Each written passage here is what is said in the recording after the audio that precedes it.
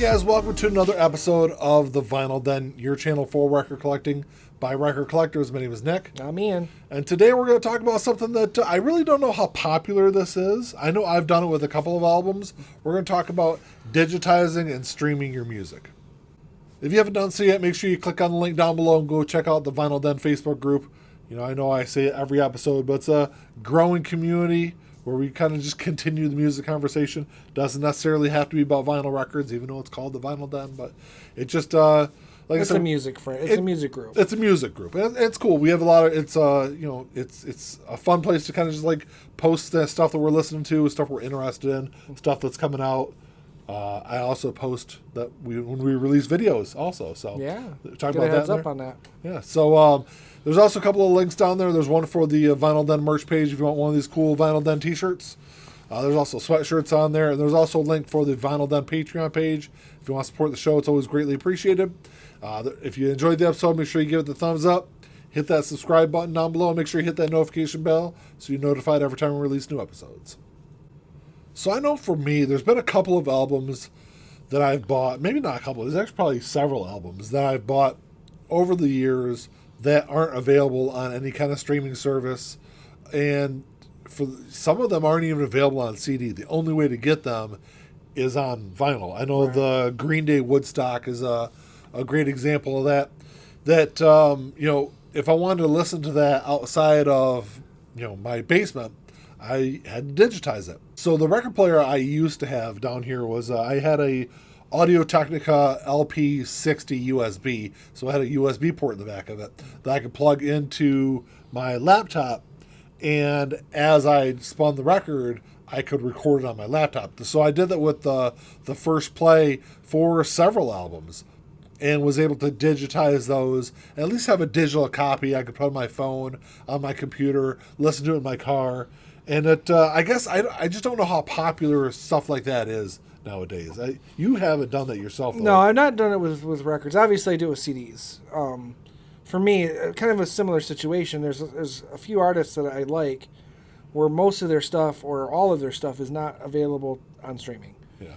So I've obviously digitized, or not digitized, but taken the CDs, ripped the CDs to my computer so that I can put them on my phone and listen to them in my car, like you said. Because otherwise, I have a CD player in my car, but I like the freedom of being able to jump from CD to CD without having to, And it's with these like higher end streaming services available, like Tidal, like Apple's now done with their lossless audio.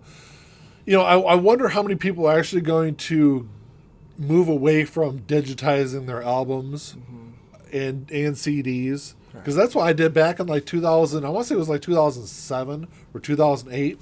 I got rid of all my CDs. I digitized all of them, and as high-res files. I did them as WAV files, and just saved them on a hard drive. So that kind of gave me the flexibility to kind of listen to my music in really whatever way I wanted to. And I think it was really at that point I kind of moved away from CDs up until last year. I hadn't even bought a CD. So, I don't know. It's an interesting thing that I guess I just don't know how popular it is out there. So that's why I kind of wanted to talk about it today and see what everyone else thought about it. I'm also seeing online these they're high definition or high resolution audio streaming boxes. I'm seeing people hook up to their audio systems too. So that kind of gives them a little bit more, maybe a little higher sound quality when they are streaming from their phone, from their computer. With those. Yeah, I've seen. I know Channel 33 RPM. Frank talked about one on an episode a while back, and I've seen on some people I don't know if it was in the Vinyl Den Facebook group. I'm in a couple of other Facebook groups too. So it might have been. I'm in a Fluence audio group too because of my Fluence record player, but. I know I've seen other people's setups. They have these boxes, and that was kind of something else that kind of got me thinking about how popular is this? Are people really doing that? And I know that I've actually held on to my Audio-Technica LP60 USB just for that reason, just because there are some stuff that I come across that I know I'm going to want to listen to in my car, on my phone, doing yard work. And I want to have that ability to listen to that. My question is if these these boxes are designed to hook up to your in-house stereo system. Yeah. To improve the sound quality of the streaming, and if streaming, of course, which is going higher end anyway, doesn't that negate the point of having a record collection? Isn't that kind of what killed CD collections in the back in the day? I guess if you look at it that way, I mean, people are getting technically higher sound quality out of CDs as it is. But some people just prefer the sound of vinyl over the sound of CD. And, you know, a lot of people maybe aren't getting the same sound quality that they would get on a record as they are getting from, you know, streaming that same audio. But, you know, I think it's more about the ease and ability, the availability of having your music at your fingertips, really. Because, I mean, I do hook occasionally, I'll hook my tablet up to my stereo at home. But it's usually, I only do that if I'm going to be, like, cleaning and working. So I don't have to stop what I'm doing because I'm very easily distracted. So if I stop to switch sides, I'm not going to go back to doing what I'm supposed to be doing. So if I'll end up standing there in front of my record player for 30 minutes. Yeah, exactly. So, so I will do that occasionally, but as a rule, I only listen to records at home. Yeah. That's my rule. If I want to listen to something else, it's all outside. You know, I listen to what I have in my collection.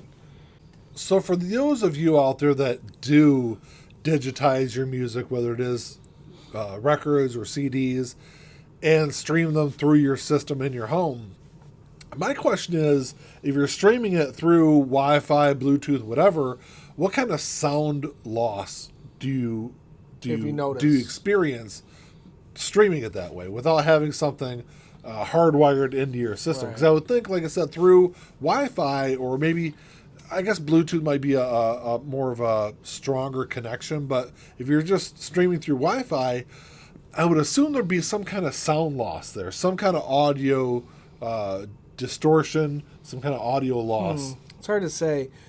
Yeah, I don't know. You shouldn't. Theoretically, you shouldn't. No? But no, because Wi-Fi and Bluetooth, they're essentially working off the same principle. And the signal strength is going to be dependent solely on whatever's, you know, I mean, if you have a weak Wi-Fi system, sure, maybe, but that's going to be, I guess it's going to be more interference than it's going to be sound loss. Yeah, I guess it's more so because the inconsistencies in Wi-Fi signal would be where you would get that loss in sound quality. But I don't know. Let us know, because like I said, I've never actually streamed it through my system. The only thing I've done is streamed them in my car through my phone, and my phone is actually hardwired into my car. So there's I'm not like, there shouldn't be any kind of like signal loss. Well, I can tell you, I don't think I have any signal loss.